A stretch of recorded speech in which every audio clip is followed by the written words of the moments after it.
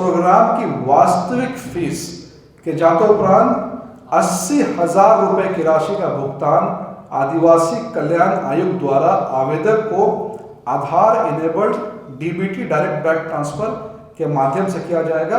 भुगतान पहले 30,000 रुपए का होगा और उसके बाद भुगतान जो है 50,000 रुपए के लिए होगा।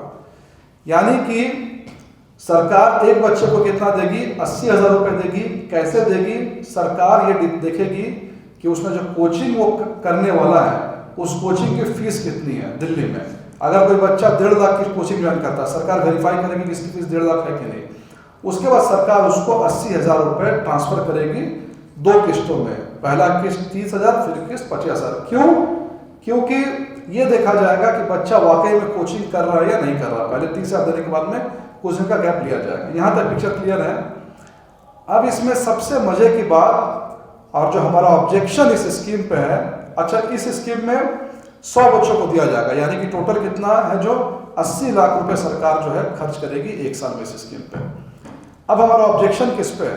यानी सरकार ने कह दिया कि ट्राइबल बच्चों को ये पैसे मिलेंगे। क्यों मिलेंगे? वो दिल्ली जाकर ताकि कोचिंग कर सके। क्यों कर सके?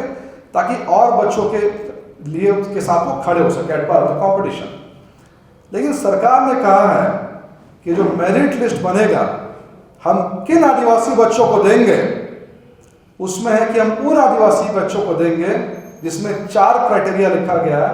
सबसे पहला क्राइटेरिया है कि जिस आदिवासी बच्चे ने यूपीएससी का सिविल सर्विसेज का इंटरव्यू दिया होगा उसको हम कोचिंग करने के लिए पैसे देंगे।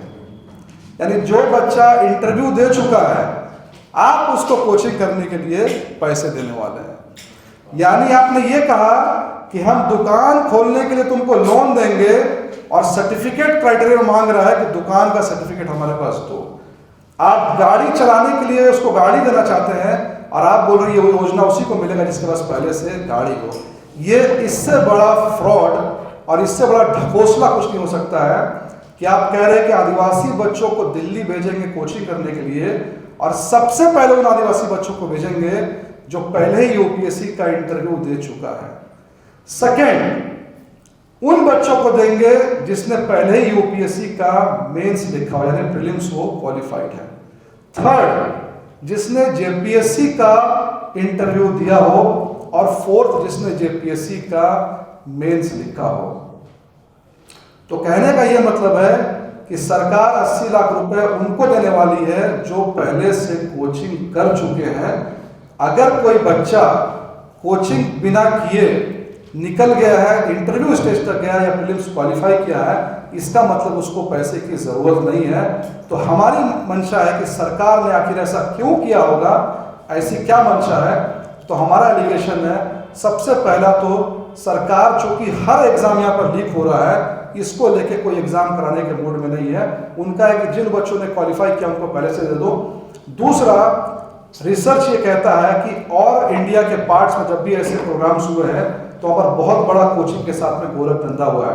मैंने बहुत रिसर्च किया इस पे, तो मैंने कई सारे इंस्टीट्यूशंस को पाया है। मैं बस आपको बता दूं, जैसे हमारे देश में टार्टी ट्राइबल रिसर्च इंस्टीट्यूट जो है आदिवासी बच्चों के लिए, बाटी शेड्यूल्ड कास्ट के बच्चों के लिए, महाज्योति ओबीसी के लिए, सारथी भी ओबीसी के लिए, और जामिया मिलिया बहुत फेमस है कोचिंग देने के लिए। जामिया मिलिया हर साल 100 बच्चों को कोचिंग देती है, एसटी, एससी, ओबीसी और महिला। और ये सारे के सारे इंस्टीट्यूट किस बेसिस पर सिलेक्शन करते हैं? अपना एक ओपन मेरिटोक्रेटिक एग्जाम कराते हैं, बच्चे एग्जाम देंगे, जो उस एग्जाम में क्वालिफाई करेगा उसको स्कॉलरशिप जो है वो मिल जाएगा। बट इस सरकार ने डिसाइड किया है कि जो पहले से क्वालिफाइड है उसको हम देंगे। तो ये हमारा पहला ऑब्जेक्शन है। दूसरा ऑब्जेक्शन हमारा ये है कि सरकार ने कहा है कि आदिवासी बच्चों को दिल्ली में कोचिंग करने के लिए पैसे दिए जाएंगे, लेकिन दिल्ली की स्थिति ऐसी है कि वहां पर कोचिंग से ज़्यादा लिविंग एक्सपेंसेस का खर्च आता है। तो हम सरकार से ये डिमांड करेंगे कि ये जो 80,000 रुपये दे रहे हैं इसके साथ साथ में जो छात्र दिल्ली जाएंगे पढ़ने के लिए उनको मंथली स्टाइपेंड भी जो वो दिया जाए।